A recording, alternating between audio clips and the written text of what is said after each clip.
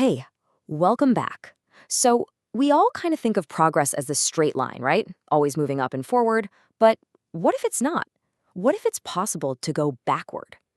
Today, we're diving into a real life mystery where a huge scientific discovery was made, then totally lost, and then just ignored for more than 1,000 years.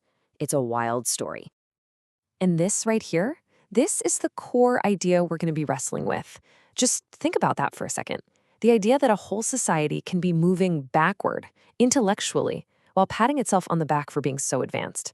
It just completely flips our basic assumption about progress on its head. And you gotta wonder, if it happened once, could it happen again? We picture history as this steady climb. We go from the Stone Age to the Space Age, with each generation standing on the shoulders of the one before it. But is that really how it works? Is it possible for society to actually know less than its ancestors did? Well, the answer to that lies in this really bizarre and, for a long time, widely accepted scientific theory. Okay, so this is the concept right at the heart of our whole mystery: spontaneous generation. This theory, which was famously backed by the great Aristotle, was that life could just, well, appear. You leave out some old rags and a little bit of grain, and poof, you got mice. You leave a piece of meat out, and poof, maggots just emerge from nowhere. It sounds totally nuts to us now, right? But for centuries, this was accepted science. And here's the real kicker. This idea had already been challenged long before it became an accepted fact in parts of the world. So this timeline really shows us what I'm calling the Great Forgetting. Okay, so way back around 350 BC, Aristotle proposes the idea. Now, fast forward over 1,000 years to the 9th century, you've got Al-Jahiz, this brilliant scientist from the Islamic Golden Age, and he's already questioning it with his own careful observations. And yet, look at that huge gap. For the next 600 years in medieval Europe, Aristotle's old, incorrect idea is treated as an undeniable fact. It takes until 1859 for Louis Pasteur to finally, definitively put the idea to rest. We're talking about a 1,200-year detour in scientific progress. How does that happen? So yeah, that's the million-dollar question. Why? Why did European science fall so far behind what some Greek and Islamic thinkers had already started to figure out? Well, it wasn't just one thing. It was more like a series of clues that when you put them all together, they paint a really clear picture of how easily knowledge can just vanish.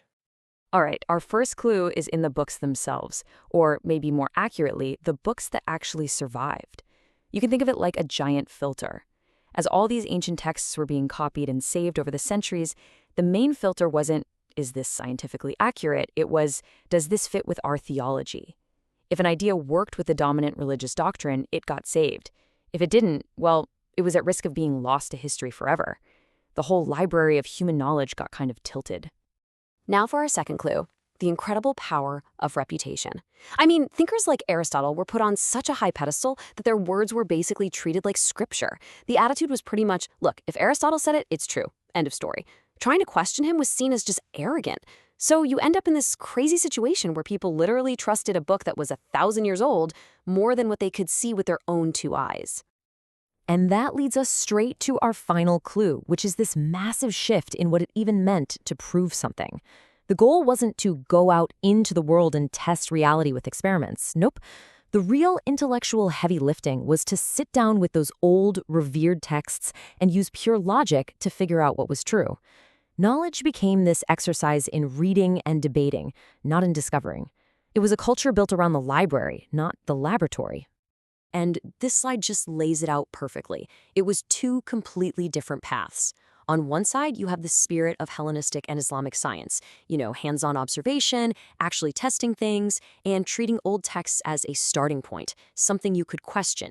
Then, on the other side, you have the medieval scholastic approach. Truth comes from pure logic, and it's all based on these texts that you absolutely cannot question. I mean, they're just two fundamentally different ways of trying to find the truth. So how did we finally get back on the right track? Well, good old-fashioned scientific method. In 1668, this guy Francesco Redi does this simple but absolutely brilliant experiment. He puts meat in 2 jars, he covers one, leaves the other open. Guess what? The open jar gets maggots, the covered one doesn't. The maggots came from flies landing on the meat. It was this huge blow to spontaneous generation. And then, almost 200 years later, Louis Pasteur delivers the final knockout punch with his famous swan neck flask experiments, proving that even tiny microbes came from the air. Observation and testing finally won the day. You know, this whole strange story of lost and found science really boils down to one absolutely crucial takeaway. We have to let go of this comforting idea that knowledge is just a simple staircase that we're always climbing. The truth is, it's way, way more fragile than that. So, what's the lesson here for us? Well, for one, knowledge doesn't just happen on its own. It's more like a garden that you have to constantly tend to. It needs social structures that actively preserve it and share it. But maybe most important of all, it needs a culture that values skepticism and testing. A culture that isn't afraid to look at the giants of the past and say, you know what, let's double-check your work. And that leaves us with one final and kinda unsettling question. This whole story shows us a massive historical blind spot, and it really forces us to wonder, what obvious truths do we all believe today that maybe, just maybe, were already disproven in some lost text or a forgotten experiment? What great forgetting could we be living through right now?